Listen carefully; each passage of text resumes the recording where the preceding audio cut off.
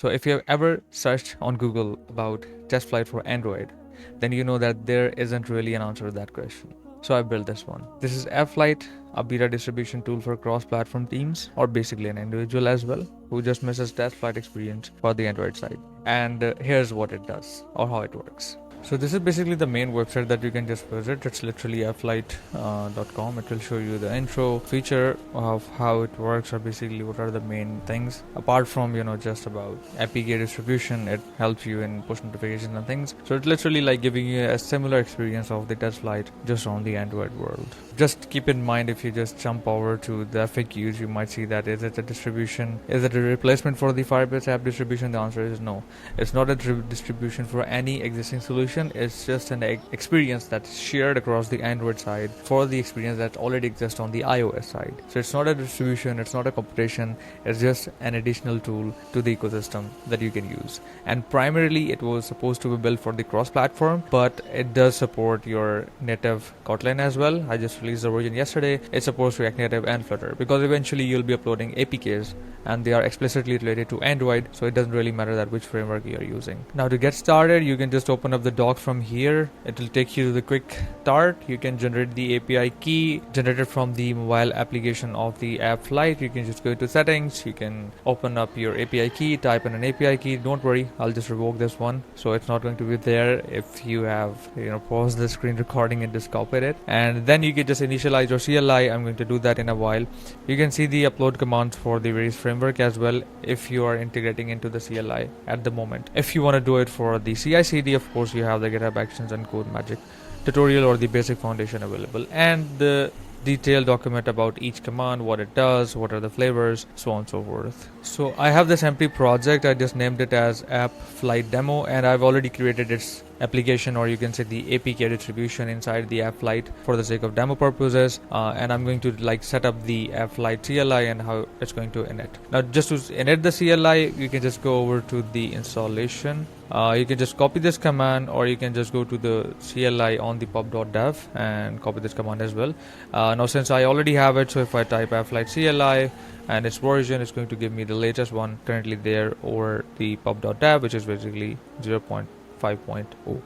So let's get going. So first thing is first, I'll open the document alongside with me so that I can see myself that how much my documents are really helpful. Now to keep things simple, either you can have this AppFlight init with a flag project type, or you can simply say AppFlight init, and it's going to prompt you and ask you various type of questions that can help you set up this project. So this one is currently the Flutter project, so I'll go with the one. Then it's going to ask you about the project application ID that you can find in the build.gradle, which is explicitly this one.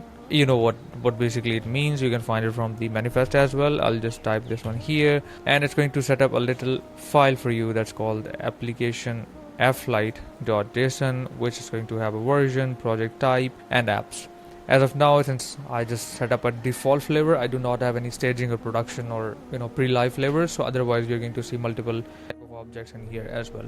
Now to get started, I have already copied the key that I just showed you at the start of this video, so I'll just use that one, and I'll say AppFlight login, and it's going to ask me to enter an API key with the instruction of where to get it. I'll just paste it here, press enter. It's going to verify the key, and then it's going to say that you're logged in with a credential related to that account. So we're good to go. So it's my dummy account. I was using it for testing purposes. The key is for testing purposes as well. It will be deleted soon. So now you can just simply say how to upload.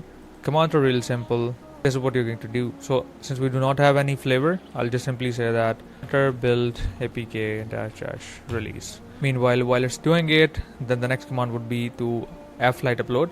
As long as you do not have any flavor, you do not need to pass any kind of flags. If you have any flavor, then obviously you can do that. Now we're going to wait for this command to finish, and then we're going to upload this APK to the AppFlight application. And I already have the application running on my phone, so I'll just screen record it, put it in front of you, how the notification and all the process works. Right, so the APK has been built, and the next thing what you need to do is basically AppFlight and upload. Now since you do not have any flavors, so you do not need to pass in any kind of stage production or whatever the case is.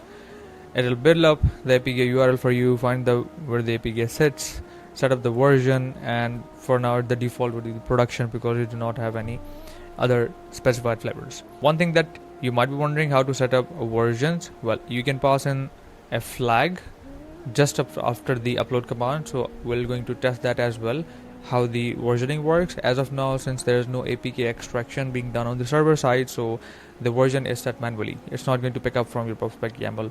That's kind of a limitation, might be done in future as a feature. So I'm going to wait for this one to get complete, then I'll show you how the AppFlight on your mobile app basically behaves when the uploading works. Now the uploading has been completed, and on my mobile side I'm going to get a push notification on the AppFlight about this application that I just created for the testing purposes, and it has just given you the downloadable URL as well. So if you just want to copy this one from here or download it right away, you can just use that as well.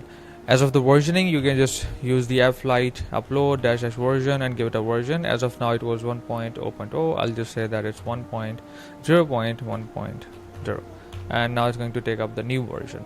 And since the version are being set up manually, so it's not going to conflict with the application that's the APK that's existing over the AppFlight. It's just going to set up a new APK and pass in the version that you just set, which you can see right here.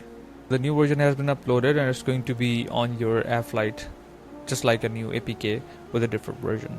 You can set up GitHub Actions or any kind of CI/CD for it. A basic documentation or basic tutorial is given here. It's again explicitly about flavors. If you do not have any flavors, just don't need to worry about it. The APK, the AppFlight API key can be get from the application itself, which I just demoed you about, and this is how it works. So I hope you liked it. Give it a shot. Let me know if there's any problem, any bugs.